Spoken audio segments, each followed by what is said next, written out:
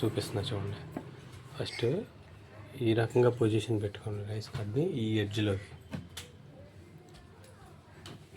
పెట్టుకున్నాక దీన్ని మనం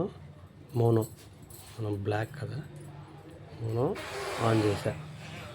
ఫస్ట్ ఆ సైడ్ ప్రింటింగ్ అయింది. నెక్స్ట్ ఎలా చేయాలో చెప్తాను.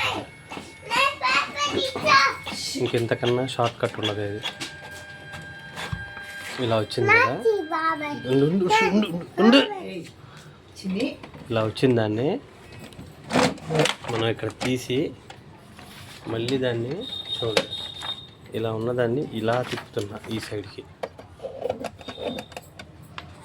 ఇలా ఉన్నది మళ్ళీ చూపిస్తున్నా. ఇలా తిప్పి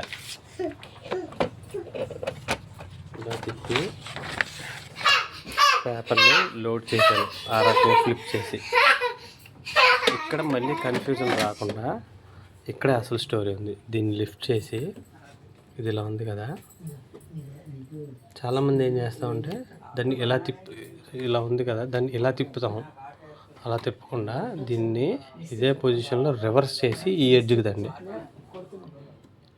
తెచ్చి మళ్ళీ దాన్ని మోనో నొక్కండి. నొక్కితే చూడండి పక్కన వస్తుంది. ఈ కార్డ్ సెట్టింగ్ పక్కన రావడానికి ఇలా చేయాలి.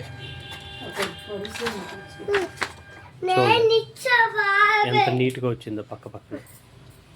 ఇది ఈ రకంగా.